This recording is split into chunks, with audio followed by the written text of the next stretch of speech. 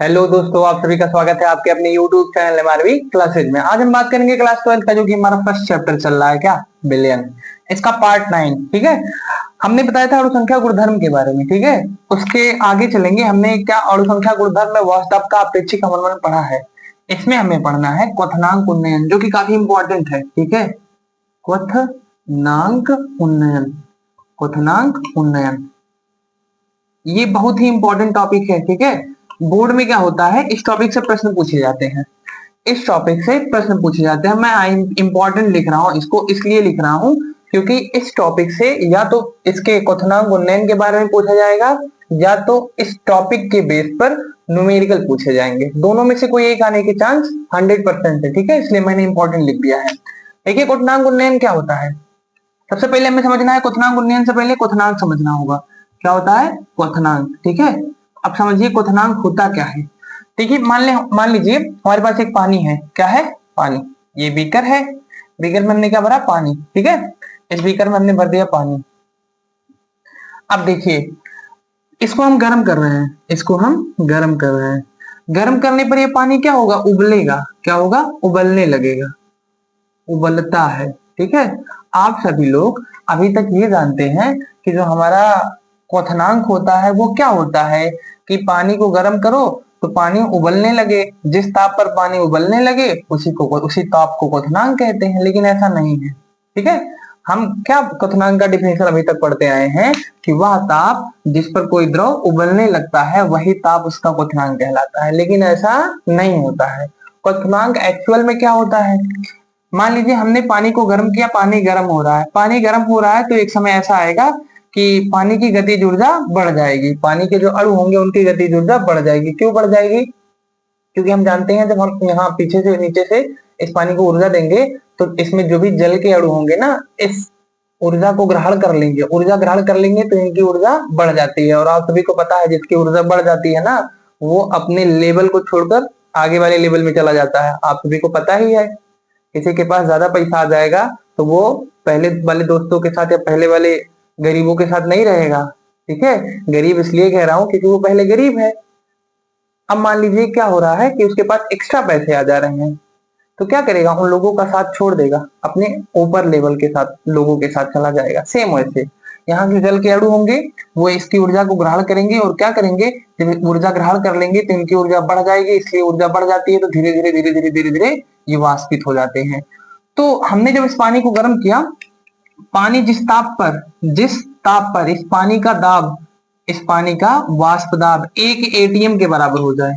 कितने के बराबर, 1 एटीएम के बराबर, 1 वायुमंडलीय दाब के बराबर हो जाए। इस गिलास के बाहर ऐसे वायु दाब लगा रहा है ना, जिसे एटीएम एटमॉस्फेरिक प्रेशर कहते हैं, वायुमंडलीय दाब।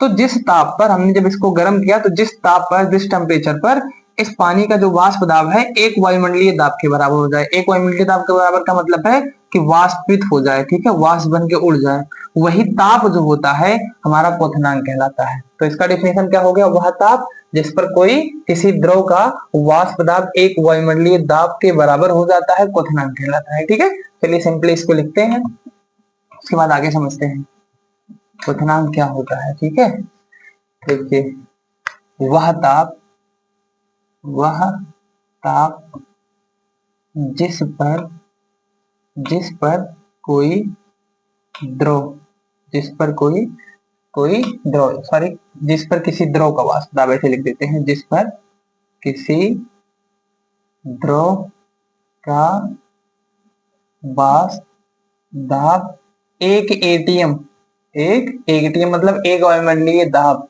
के बराबर हो जाता है, हो जाता है। वह ताप जिस पर किसी द्रव का वाष्प दाब 1 एटीएम के बराबर हो जाता है, उसका क्वथनांक कहलाता है, उसका क्वथनांक कहलाता है। क्या कहलाता है, क्वथनांक। वही ताप उसका क्या कहलाएगा, क्वथनांक कहलाता है। सिंपल है, हो गया क्वथनांक। ठीक है, आगे अब समझते हैं क्वथनांक में उन्नयन। हमने आप सभी को वाष्प दाब अवनमन पढ़ाया है। वाष्प दाब अवनमन में क्या हो रहा था, मान लीजिए कि हमारे पास विलयन है। ठीक है, विलयन में क्या होगा, विलय प्लस विलायक, विलय प्लस में विलायक। विलय कौन होगा, मान लीजिए विलय के रूप में हमारे पास ग्लूकोज है, या ऐसे समझ लेते हैं हमारे पास नमक है। विलय के रूप में क्या है? नमक। और ये हमारा दूसरा है, ये क्या है? सिर्फ विलायक है, मतलब सिर्फ इसमें पानी है। पानी क्या है? विलायक। आप सभी को पता है जब हमें इन दोनों को अलग अलग ताप देंगे तो क्या होगा? क्योंकि ये सिर्फ पानी है, इसका वाष्प दाब ज्यादा हो जाता है, और इसमें पानी और नमक दोनों मिले हैं, मतलब एक वाष्पशील पदार्थ है और एक अवाष्पशील पदार्थ है, इसलिए इसका वाष्प दाब कम हो जाएगा। ठीक है, अब थोड़ा सा ध्यान से सोचिए और सुनिए। हम जब इसको गर्म करेंगे तो हो सकता है कि ये 100 डिग्री सेल्सियस पर इसका जो वाष्प दाब है 1 एटीएम के बराबर हो जाए, 1 एटीएम के बराबर हो जाए, मतलब 100 डिग्री सेल्सियस पर ये वाष्प में परिवर्तित हो जाए पानी। ठीक है, लेकिन जब इसको गर्म करेंगे तो 100 डिग्री सेल्सियस पर पूरी तरीके से वाष्प में परिवर्तित नहीं होगा, क्योंकि इसमें नमक मिला है, ये अवाष्पशील होता है, इसलिए इसे एक्स्ट्रा टेम्परेचर देना पड़ेगा, इससे ज्यादा टेम्परेचर देना पड़ेगा, क्योंकि इसमें एक अवाष्पशील पदार्थ मिला है। मान लो 110, 120, 100 प्लस ही टेम्परेचर देना पड़ेगा ताकि ये वाष्पित हो जाए। ठीक है, तो यहाँ देखिए क्या हुआ, इसका जो है क्वथनांक कितना है, या कह सकते हो टेम्परेचर कितना है? 100 डिग्री सेल्सियस, और इसका टेम्परेचर कितना है? 110 डिग्री सेल्सियस। यही तो क्वथनांक है, इसे क्वथनांक कहते हैं ना, जिस ताप पर कोई द्रव का वाष्प दाब जो है 1 एटीएम के बराबर हो जाए। तो इसका मान लीजिए 100 क्वथनांक दिया है, 100 या डिग्री सेल्सियस, और इसका क्वथनांक कितना है? 110 डिग्री सेल्सियस। तो ये विलयन है और ये विलायक है। इन्हीं दोनों के अंतर पे विलयन किसका क्वथनांक बढ़ जाएगा? विलयन का। किसका क्वथनांक कम होगा? विलायक का। तो विलायक, ये विलायक है, विलायक और विलयन, या विलयन और विलायक, ऐसे कहेंगे, विलयन और विलायक के क्वथनांक के अंतर को ही क्वथनांक उन्नयन कहते हैं। समझ में आया? क्या कहा हमने? ये विलयन का क्वथनांक है, ये विलायक का क्वथनांक है, तो विलयन और विलायक के क्वथनांकों में अंतर को ही क्वथनांक उन्नयन कहते हैं। कैसे अंतर निकाला हमने? हमने कहा ये पानी है तो ये जल्दी से वाष्पित हो जाएगा, मतलब इसका क्वथनांक मान लो 100 डिग्री सेल्सियस है। ठीक है, 100 डिग्री सेल्सियस पर ये वाष्पित हो जाएगा। क्योंकि ये विलयन है, विलयन में विलय और विलायक दोनों मिले हैं, तो विलय क्या करेगा? इसके वाष्पन को धीमा कर देगा, इसलिए जल्दी से वाष्पित नहीं होगा, मतलब इसका क्वथनांक 100 डिग्री सेल्सियस से ज्यादा होगा। मान लीजिए 110 डिग्री सेल्सियस हो गया, तो विलयन विलयन का क्वथनांक क्या हुआ? बढ़ गया। विलयन का क्वथनांक बढ़ गया, विलायक का क्वथनांक कम है।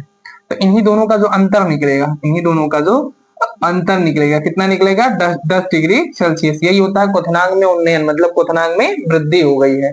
विलयन के क्वथनांक में क्या हो गई है? वृद्धि हो गई है। समझ में तो आ ही गया होगा। ठीक है, कैसे हुआ ये तो समझ ही गए होंगे। ठीक है, अब देखिए आगे चलते हैं और समझते हैं।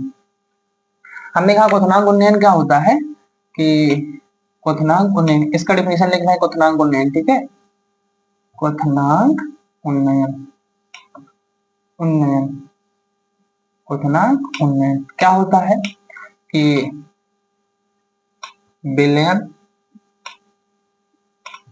की वाष्प दाब या विलयन के क्वथनांक, विलयन के क्वथनांक तथा विलायक, तथा विलायक के क्वथनांक, के क्वथनांक के अंतर को, के अंतर को क्या कहते हैं? क्वथनांक उन्नयन कहते हैं। क्वथनांक उन्नयन कहते हैं। ठीक है, क्वथनांक उन्नयन कहते हैं, क्वथनांक उन्नयन कहते हैं। समझ में आया इतना? मान लीजिए यदि यदि विलायक का क्वथनांक, या विलयन, विलयन का ही लिखते हैं, यदि विलयन का क्वथनांक, विलयन का क्वथनांक, विलयन के क्वथनांक को हम टी और बी से दिखा रहे हैं। ठीक है, विलयन के क्वथनांक को किससे दिखा रहे हैं? टीबी से। यदि विलयन का क्वथनांक टीबी तथा विलायक, तथा विलायक का क्वथनांक, विलायक का क्वथनांक, विलायक का क्वथनांक को क्या मान रहे हैं? क्वथनांक टीबी नॉट बना रहे हैं। ठीक है, यदि विलयन का क्वथनांक टीबी और विलायक का क्वथनांक क्या हो गया? टीबी नॉट हो तो डेल्टा टीबी, डेल्टा टीबी बराबर क्या हो जाएगा? विलयन का क्वथनांक मतलब टीबी माइनस विलायक का क्वथनांक मतलब टीबी नॉट। डेल्टा टीबी बराबर टीबी माइनस टीबी नॉट क्या कहलाता है? क्वथनांक में उन्नयन, क्वथनांक में उन्नयन कहलाता है, क्वथनांक में उन्नयन कहलाता है। देखिए हमने अभी सिंपली बताया है कि मान लीजिए हमारे पास एक पानी है, आप लोग जानते ही हैं, मान लीजिए हमारे पास एक बीकर है, बीकर में सिर्फ पानी भरा है, पानी को गर्म करोगे तो 100 डिग्री सेल्सियस पर वो वाष्पित हो जाएगा, ठीक है। लेकिन अब ऐसा क्या करना है हमें, उसी पानी में नमक मिला के गर्म करो, नमक मिला के गर्म करोगे तो वो जल्दी से वाष्पित नहीं होगा, जब जल्दी से वाष्पित नहीं होगा तो उसको और टेम्परेचर देना पड़ेगा, मतलब अब विलयन का टेम्परेचर बढ़ गया है, विलयन का तो क्वथनांक बढ़ गया है, ठीक है, और विलायक का इससे कम हो जाएगा। तो यही जो विलयन का क्वथनांक है और विलायक का क्वथनांक है, इन दोनों का जो अंतर आएगा, डिफरेंस जो आएगा दोनों के बीच में, ठीक है, वही क्या कहलाएगा, क्वथनांक में उन्नयन कहलाएगा। यही बात हमने लिख दी है कि विलयन के क्वथनांक तथा विलायक के क्वथनांक के अंतर को क्वथनांक उन्नयन कहते हैं। यदि विलयन का क्वथनांक टीबी मान लिए हैं और विलायक का क्वथनांक को टीबी नॉट मान लिए हैं, तो क्वथनांक उन्नयन बराबर टीबी माइनस टीबी नॉट, क्वथनांक में उन्नयन कहलाता है, ठीक है। ये बात आप सभी को पता हो गई। आगे देखिए, थोड़ा सा हम ऐसे लिख भी सकते हैं, ऐसे भी लिख सकते हो, क्या लिख सकते हो कि किसी शुद्ध विलयन में, किसी शुद्ध विलयन में, किसी शुद्ध विलयन में अवाष्पशील स्थिर ताप पर, लिख दे, किसी शुद्ध विलयन में स्थिर ताप पर, स्थिर ताप पर अवाष्पशील, अवाष्पशील वैद्युत, अवाष्पशील वैद्युत अनपघटय, अनपघटय पदार्थ, अवाष्पशील वैद्युत अनपघटय पदार्थ मिलाने पर उसके वाष्प दाब, उसके वाष्प दाब में कमी, ठीक है, उसके वाष्प दाब में अवनमन हो जाता है या कमी हो जाता है, उसके वाष्प दाब में कमी या अवनमन, अवनमन हो जाता है। देखिए वाष्प दाब में अवनमन कैसे हो जाएगा, कह रहा है, ये लाइन आप समझिए, कह रहा है किसी शुद्ध विलयन में स्थिर ताप पर, मान लीजिए कोई विलयन है, ये कोई विलायक है, इसमें हम क्या कर रहे हैं, दोनों का ताप अभी स्थिर है, प्रारंभ में दोनों का ताप स्थिर है, ये क्या है, विलयन, ठीक है, और ये क्या है, विलायक, ये क्या है, विलायक। अब देखिए हमने कहा ये जल्दी से अगर गर्म करने पर ये जल्दी से वाष्प दाब में बदल जाएगा, तो इसका वाष्प दाब ज्यादा हो जाएगा और इसका वाष्प दाब कम हो जाएगा, ये जल्दी से अगर वाष्पित नहीं हो रहा। इन्हीं दोनों के अंतर को ही वाष्प दाब अवनमन कहते हैं। तो वाष्प दाब में क्या हो जाता है, अवनमन हो जाता है, ठीक है, यही कह रहा है। तो राउल्ट ने क्या बताया कि ये जो वाष्प दाब में अंतर आता है ना, राउल्ट ने क्या बताया कि वाष्प दाब में जो अवनमन आता है ना, वो क्वथनांक उन्नयन के समानुपाती होता है, या हम ही सोच लें, देखिए इसका जो होगा क्वथनांक, ठीक है, या इसका वाष्प दाब ज्यादा होगा, इसका वाष्प दाब ज्यादा होगा, इसका वाष्प दाब क्या होगा, ज्यादा होगा, क्यों होगा पता है, इसका वाष्प दाब क्या होगा, कम होगा इससे, ठीक है। इसका जो क्वथनांक होगा, क्वथनांक की बात कर रहे हैं, क्वथनांक, इसका क्वथनांक कम होगा इसकी अपेक्षा, इसका क्वथनांक ज्यादा होगा, समझ में आ रहा है।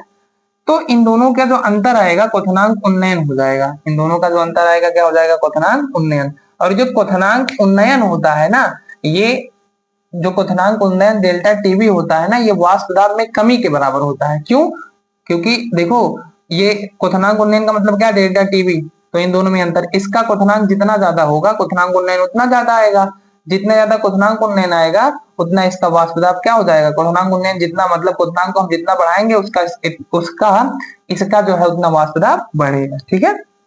आगे देखिए, आगे देखिए हम क्लियर करते हैं। किसी शुद्ध विलयन में स्थिर ताप पर अवाष्पशील वैद्युत घटक पदार्थ मिलाने पर उसके वाष्प दाब में अवनमन हो जाता है, ठीक है, यह वाष्प दाब में अवनमन, यह वाष्प दाब में अवनमन, अवनमन जो होता है मतलब P माइनस PS क्वथनांक उन्नयन के समानुपाती होता है, क्वथनांक उन्नयन के समानुपाती होता है, क्या होता है, के समानुपाती होता है, ठीक है। मतलब जितने ज्यादा अवनमन होगा उतने ज्यादा क्वथनांक उन्नयन होगा, जितनी ज्यादा कमी आएगी उतनी ज्यादा क्वथनांक बढ़ेगा, पता ही है क्यों बढ़ेगा, ठीक है। आगे देखिए, आगे हम क्या लिखते हैं, इसके बाद ये हो जाएगा तो हम लिख सकते हैं ऐसे direct P minus P S proportional delta TV, ये हो सकता है। आप सभी को पता है राउल्ट के नियमानुसार कि जो क्वथनांक उन्नयन होता है सॉरी, राउल्ट के नियमानुसार वाष्प दाब का जो अवनमन होता है विलय के मूल प्रभाज के बराबर होता है। किसके बराबर होता है? विलय के मूल प्रभाज के। ठीक है, तो P माइनस पी एस बराबर मूल प्रभाज, विलय का मूल प्रभाज। तो अब देखिए यहाँ भी P माइनस पी एस, यहाँ भी P माइनस पी एस है, तो ये दोनों एक दूसरे के अनुक्रमानुपाती हो जाएंगे। ये क्या है? राउल्ट के नियमानुसार, राउल्ट के नियमानुसार यहाँ लिख दे रहे हैं,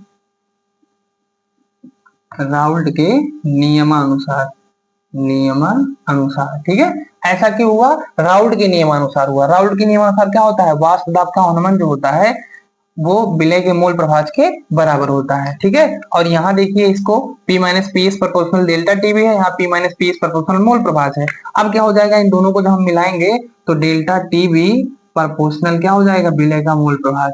मूल प्रभाज किसका है? ये विलय का। किसका मूल प्रभाज है? विलय का। ठीक है, इतनी बात समझ में आ गई होगी, इतनी बात समझ में आ गई होगी। हम देखिए ये वाली लाइन हमें लाने के लिए ये लाइन लिखनी पड़ी है। हम यहां से भी डायरेक्ट ऐसे कर सकते हैं। आप लोग सोचिए, थोड़ा सा जोर दीजिए अपने दिमाग पर, क्या कि ये जब बिलियन था, बिलियन सोचिए, बिलियन था, ये हमारा बिलियन है। ठीक है, विलय और विलायक इसमें दोनों है। ये हमारा विलायक है, ये क्या है? विलायक। अब ये विलायक है, ये विलयन है, विलायक है। हमने कहा कि ये 100 डिग्री सेल्सियस पर वाष्पित हो जाएगा। 100 डिग्री सेल्सियस पर क्या होगा? वाष्पित हो जाएगा। मतलब इसका क्वथनांक उन्नयन जो होगा, मतलब क्वथनांक होगा वो 100 डिग्री सेल्सियस होगा।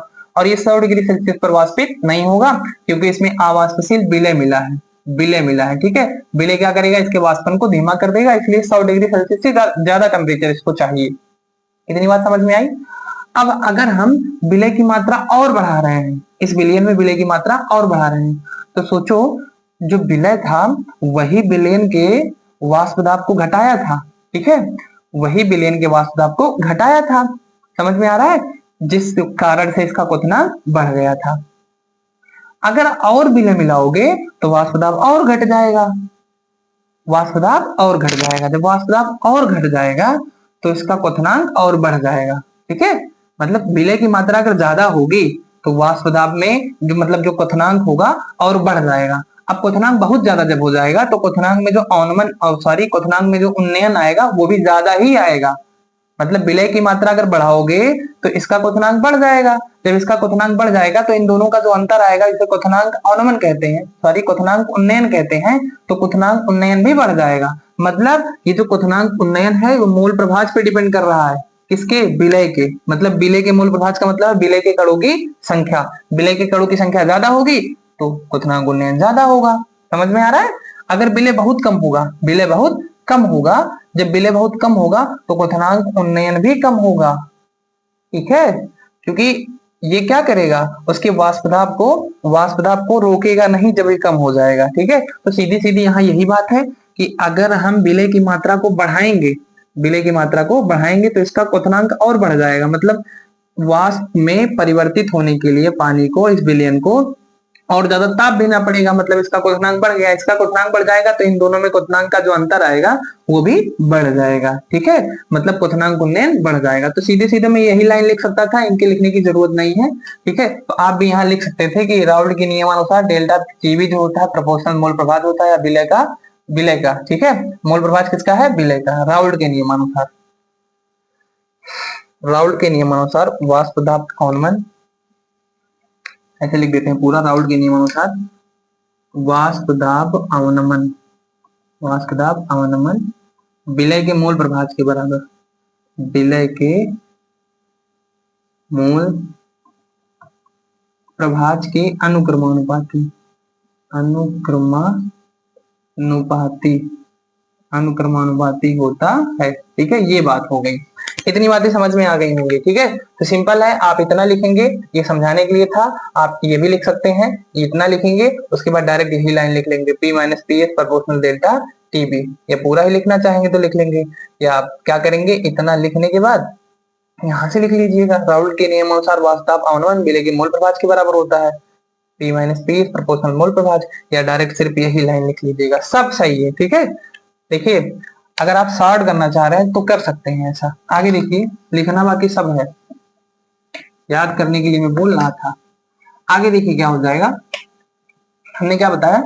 हमने बताया कि ये जो वाष्प दाब में अवनमन आएगा, वाष्प दाब सॉरी अवनमन पता नहीं क्या याद आ रहा है।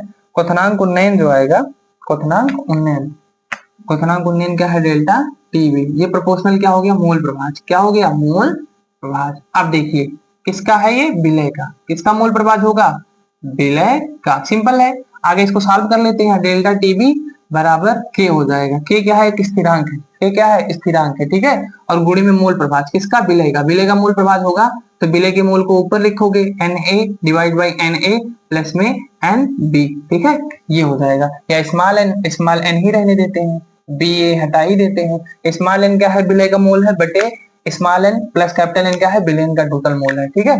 अब इसको हम अगर ऐसे मान लें कि ये हो गया इतना, अब हम क्या लिखते हैं तनु विलयन के लिए, इसके तनु विलयन के लिए, तनु विलयन के लिए ठीक है।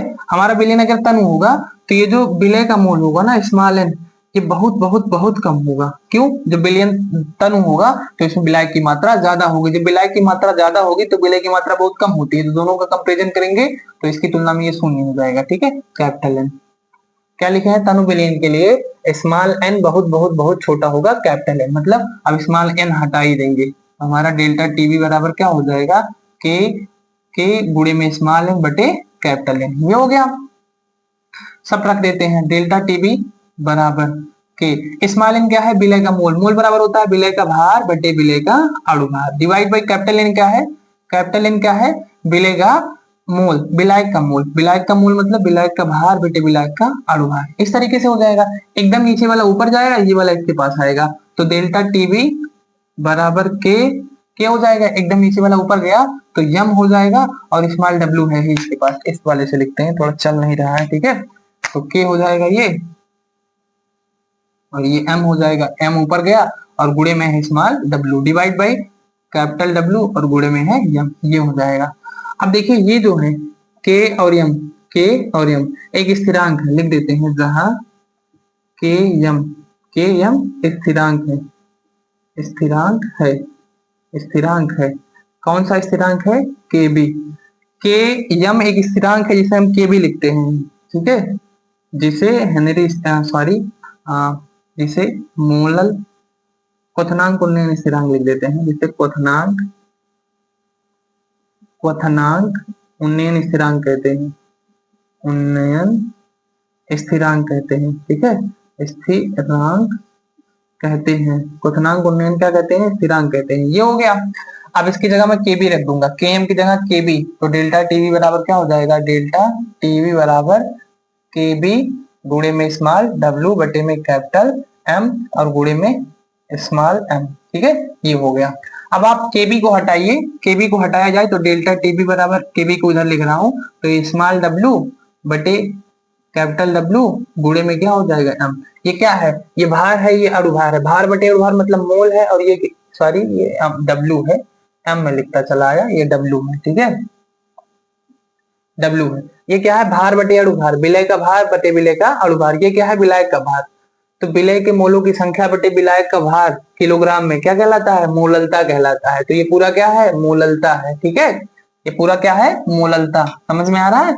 डेल्टा टीबी बराबर के, अगर ये किलोग्राम में होगा तो डब्ल्यू रखेंगे, ग्राम में होगा तो किसमें रखेंगे, ग्राम में होगा तो 1000 से मल्टीप्लाई कर देंगे, तो डब्ल्यू गुणे 1000, और यहाँ कैपिटल डब्ल्यू को हम ग्राम में लिखते हैं और गुणे एम ठीक है। ये फार्मूला हो जाएगा, किसके लिए है ये, टनु बिलियनों के लिए, समझ में आ रहा है। मतलब डेल्टा टीबी बराबर क्या हो जाएगा, ये केबी है, डेल्टा टीबी बराबर क्या हो जाएगा, केबी गुणे मोललता, केबी गुणे मोललता, समझ में आया होगा। तो हम क्या कर सकते थे, वहीं जहां हमने ये क्वथनांक उन्नयन बताया है, हम ये लिख सकते थे, जब हमने ऐसे किया था क्या लिख सकते थे कि क्वथनांक उन्नयन, क्वथनांक उन्नयन, उन्नयन मोललता के समानुपाती होता है, मोललता के समानुपाती होता है, के समानुपाती होता है ठीक है, समानुपाती होता है, मोललता के समानुपाती होता है। इसका क्या मतलब है, डेल्टा टीबी प्रोपोर्शनल मोललता लिख देते थे, लिख देते हैं ऐसे ठीक है। तो डेल्टा टीबी बराबर क्या हो जाता, केबी गुणे मोललता, गुणे मोललता, सिंपल है, हो गया, यही फाइनल आंसर बन गया हमारा। समझ में आ रहा है, इस तरीके से हम कर सकते हैं ठीक है। चलिए हाँ डेल्टा टीवी लिख देते हैं, डेल्टा टीवी बराबर केवी गुणे मोललता। किसके लिए ये हुआ है? तनु विलीनों के लिए, तनु विलयन के लिए, तनु विलयनों में, ठीक है। तनु विलयनों में क्या हो जाएगा? क्वथनांक उन्नयन मोललता के समानुपाती होता है, तो डेल्टा टीवी प्रोपोर्शनल मोललता हो जाएगा। प्रोपोर्शनल का चिन्ह हटेगा, नियतांक आएगा केबी, जिसे मोलल उन्नयन स्थिरांक कहते हैं। केबी क्या है? क्वथनांक या मोलल उन्नयन स्थिरांक, क्वथनांक उन्नयन स्थिरांक है। क्वथनांक उन्नयन क्या है? स्थिरांक। इसका मात्रक होता है केल्विन किलोग्राम प्रति मोल, केल्विन किलोग्राम प्रति मोल। केवी का मात्रक, केवी का मात्रक क्या होता है? थोड़ा इसको ऊपर लिख देते हैं यहाँ। केवी का मात्रक, केवी का मात्रक क्या होता है? केल्विन किलोग्राम प्रति मोल, केल्विन किलोग्राम प्रति मोल केबी का मात्रक होता है, ठीक है। आप सिंपली इसको नोट कर लेंगे, बहुत ही आसान हो गया, ठीक है। इस तरीके से हमने कर लिया। आगे देखिए क्या करेंगे, हमने ये चीजें समझी, हमने ये चीजें समझ ली हैं। आगे देखिए हम अब क्या करेंगे, आगे थोड़ा सा हमें समझना होगा। एक टॉपिक है छोटा सा, उसमें क्या बताया गया है? उसमें ये बताया गया है कि मोलल उन्नयन स्थिरांक, मोलल उन्नयन स्थिरांक, ठीक है। मोलल उन्नयन स्थिरांक, इसे केबी से ही दिखाते हैं, ठीक है, या इसी को लिखते हैं क्वथनांक उन्नयन स्थिरांक, क्वथनांक उन्नयन स्थिरांक। क्वथनांक उन्नयन स्थिरांक होता क्या है समझते हैं। मोलर उन्नयन स्थिरांक या क्वथनांक उन्नयन स्थिरांक क्या होता है? डेफिनेशन समझ में आ जाएगा कि 1000 ग्राम, 1000 ग्राम, ठीक है, या इसी को कहा गया है 1 किलोग्राम, 1 किलोग्राम विलायक में, 1 किलोग्राम विलायक में विलय, 1 किलोग्राम विलायक में विलय का 1 मोल, विलय का 1 मोल घोलने पर, विलय का 1 मोल घोलने पर क्वथनांक में हुई वृद्धि, घोलने पर क्वथनांक में हुई वृद्धि, क्वथनांक में हुई वृद्धि, ठीक है, क्या कहलाती है? क्या कहलाती है? मोलल उन्नयन स्थिरांक कहलाती है। आगे देखिए हमने पढ़ा है अभी क्या, क्वथनांक उन्नयन का फार्मूला। क्वथनांक उन्नयन डेल्टा टी बराबर क्या होता है? केबी गुणे मोललता, केबी गुणे मोललता, ठीक है। तो डेल्टा टीबी बराबर क्या हो जाएगा? केबी मतलब केबी लिख दो, मोललता मतलब विलय का भार बटे विलायक का भार, विलायक का भार नीचे आ जाता है, ठीक है, विलय का भार बटे विलायक का भार, विलय का भार होता है गुणे में विलय का मोल होता है, ठीक है। इस तरीके से देखिए क्या होता है कि मोललता बराबर क्या होता है? भार, सॉरी मोल, मोल किसका? विलय का बटे विलायक का भार, इसका भार विलायक का, तो मोल हो गया, मोल मतलब भार बटे भार, भार बटे भार ये हो गया, विलायक का भार मतलब डब्ल्यू हो गया, ठीक है। कहा है 100 ग्राम विलायक में विलय का 1 मोल घोलने पर क्वथनांक में वृद्धि।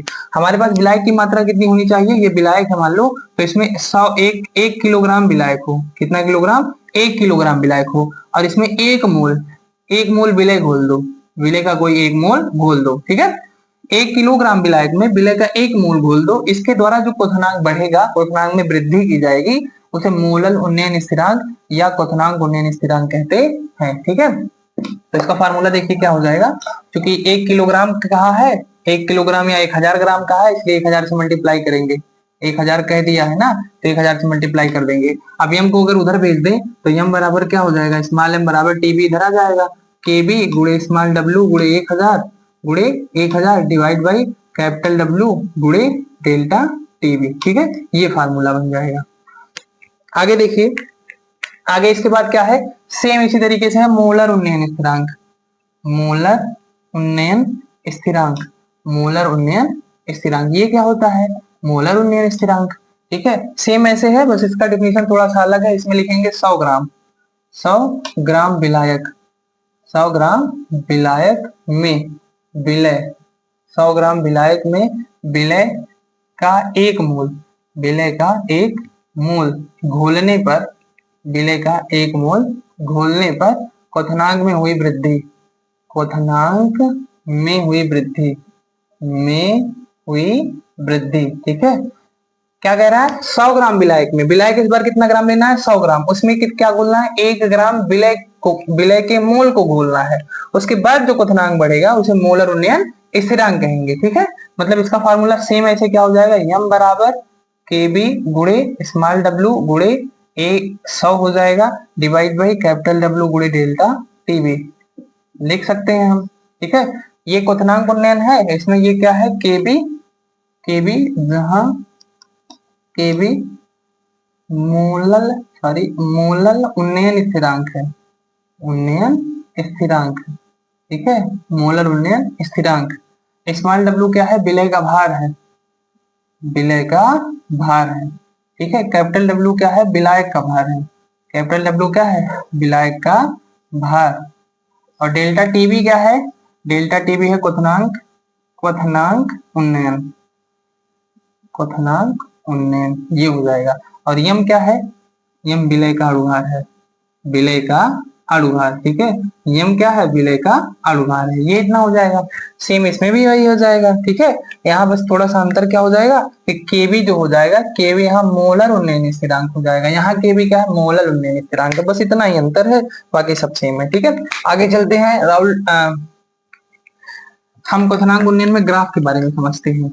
इसके बारे में, ग्राफ के बारे में, इसका ग्राफ कैसे बनाएंगे। ठीक है, और कैसे बनाया जाता है थोड़ा सा दिखा रहा है। मान लीजिए इधर हम ये y अक्ष छोटा है और ये x अक्ष छोटा है। इधर हमने लिया है ताप, क्या लिया है, ताप, किस में लिया है, डिग्री सेल्सियस में। ठीक है, और इधर हमने लिया है वाष्प दाब, क्या लिया है, वाष्प दाब, किस में लिया है, mmHg में। ठीक है, वाष्प दाब है। मान लीजिए ये 0 रहा होगा, यहाँ मान लीजिए 25 डिग्री सेल्सियस तापमान है, यहाँ पर 50 डिग्री सेल्सियस तापमान है, यहाँ पर 75 डिग्री सेल्सियस तापमान है, यहाँ पर 100 डिग्री सेल्सियस तापमान है। थोड़ा सा और आगे बढ़ाएंगे, थोड़ा सा और आगे बढ़ाएंगे, इस पॉइंट पर 110 डिग्री सेल्सियस तापमान है। यहाँ का मान लीजिए वाष्प दाब रहा होगा 150 mmHg, यहाँ का है 300 mmHg, और यहाँ है 450, यहाँ है 600, और यहाँ है 750। ठीक है, सॉरी 760 mmHg होता है, तो 760 mmHg हमने बना दिया। इस तरीके से हम ये पूरा, सीधी लाइन बनती ही नहीं ना, यही तो बहुत बड़ी समस्या है। आप लोग सीधा बनाइएगा, हमारा तो साफ बनता है, क्या कहते हैं, साफ बना दे, साफ साफ बनता है, साफ। ठीक है, ये हो जाएगा। हमने कहा आप सभी लोग जानते हैं कि जब विलायक की बात कर रहे हैं, विलायक जो होगा, जब हम विलायक को गर्म करेंगे और तापमान 100 डिग्री सेल्सियस हो जाएगा तो उसका वाष्प दाब कितना हो जाएगा, 760। ठीक है, अगर हम विलायक की बात करें तो 100 डिग्री सेल्सियस पर उसका, इसको यहाँ से मिलाएंगे, ये हमने एक लाइन खींच दी, इस 100 डिग्री सेल्सियस को इसको 760 से मिलाएंगे। क्यों मिलाया है, क्योंकि आप सभी को पता है कि 100 डिग्री सेल्सियस पर विलायक का जो वाष्प दाब होता है 1 atm के बराबर हो जाता है, मतलब 760 mmHg के बराबर हो जाता है। लेकिन ये जो यहाँ हो गया, ठीक है, ये किसके लिए था, विलायक, किसका है, विलायक, विलायक का क्या है, क्वथनांक है, विलायक का क्वथनांक, का क्वथनांक है। ठीक है, 100 डिग्री सेल्सियस, 100 डिग्री सेल्सियस पे कितना हो जाता है इसका वाष्प दाब, 760 mmHg। क्योंकि बिलियन होगा तो बिलियन में विलय मिला होगा, जब बिलियन में विलय मिला होता है तो क्या होता है, जब बिलियन में विलय मिला होता है तो क्या होता है, उसका जो वाष्प दाब होता है वो 100 डिग्री सेल्सियस पर 760 mmHg नहीं होता है, और ज्यादा टेम्परेचर बढ़ाना पड़ता है। टेम्परेचर और बढ़ाओगे तब जाके उसका वाष्प दाब 1 atm के बराबर हो पाता है। इसलिए मान लीजिए कि 110 डिग्री सेल्सियस पर उसका विलयन का क्वथनांक जो है 110 डिग्री सेल्सियस पर उसका वाष्प दाब 760 mmHg हो जाता है। ये विलयन, ये जो तापमान है ना, ये विलयन का क्वथनांक दिखा रहा है, किसका क्वथनांक, विलयन का क्वथनांक। ठीक है, और ये जो वाष्प दाब है ये विलयन का वाष्प दाब है, इस पॉइंट पर 760 mmHg हुआ है, और जबकि विलायक का इसी पॉइंट पर हो गया, मतलब 100 डिग्री सेल्सियस पर विलायक का हो जाएगा, विलायक का वाष्प दाब 100 डिग्री सेल्सियस पर 760 mmHg या 1 atm के बराबर हो जाएगा। इसका नहीं होगा क्योंकि इसमें अवाष्पशील विलय मिला होता है, इसलिए इसके टेम्परेचर को बढ़ाना पड़ा, ये 10 डिग्री और दिया हमने तापमान, तब जाके हुआ। समझ में आ रहा है, तो ये जो विलायक का वाष्प दाब है और विलयन का वाष्प दाब है, ठीक है, इसे हम लिखते हैं विलायक को TB नॉट और इसे लिखते हैं TB। इन दोनों का जो अंतर होता है वही क्या होता है, डेल्टा TB। ठीक है, वाष्प दाब में यही जो अंतर आएगा डेल्टा TB आ जाएगा, मतलब डेल्टा TB बराबर TB माइनस TB नॉट, ये हो जाएगा क्वथनांक में उन्नयन। यही जो दोनों का अंतर आएगा ना, 100 है 110 है, 110 में से 100 घटाओगे 10 डिग्री सेल्सियस का अंतर आएगा, तो ये जो 10 डिग्री सेल्सियस का अंतर आया यही क्वथनांक उन्नयन है। ठीक है, इसके ग्राफ को ऐसे हम दिखाएंगे आगे। इस तरीके से, इसको भी इस तरीके से। ऐसे क्यों बनाया गया? ये वाला नीचे ही रहेगा। इस पॉइंट पर देखो, मान लो इस पॉइंट पर इसका वाष्प दाब, ये विलायक का है, ऊपर वाला किसका है? विलायक, ठीक है। नीचे वाला किसका है? विलयन। ये वाला किसका है? विलयन के लिए, ये जो पीछे हो विलयन, ठीक है। ऐसा क्यों बनाया हमने ग्राफ? ये ग्राफ इसलिए ऐसा बनाया क्योंकि हम जानते हैं कि जब मान लो विलायक का वाष्प दाब, मान लो विलायक का टेम्परेचर, विलायक का तापमान, ठीक है, कितना रहा होगा? लगभग 45 डिग्री सेल्सियस या 40 डिग्री सेल्सियस के करीब रहा होगा। 40-45 डिग्री सेल्सियस के तापमान दोनों का सेम कर देते हैं, 40-45 डिग्री सेल्सियस के करीब रहा होगा, इस पॉइंट पर रहा होगा, ठीक है। तब उसका वाष्प दाब इस पॉइंट पर रहा होगा, मतलब 400 के करीब मान लो रहा होगा, ठीक है। लेकिन जब इसका टेम्परेचर, विलयन का टेम्परेचर भी 40 डिग्री सेल्सियस रहा होगा, लेकिन इसका वाष्प दाब लगभग 300 के करीब 200 के करीब रहा होगा। ऐसा क्यों? क्योंकि हम जानते हैं कि विलयन का वाष्प दाब कम होता है और विलायक का वाष्प दाब ज्यादा होता है सेम टेम्परेचर पर, ठीक है। तो ये हो जाएगा ग्राफ। अब इस वीडियो में हम क्या कर रहे हैं, यहीं तक रोक रहे हैं, ठीक है। आगे का जो हमारा पार्ट है हिमांक का उन्मन है, अगला अणु संख्या गुणधर्म, ठीक है, इसको अपने अगले पार्ट में प्रोवाइड करेंगे। धन्यवाद।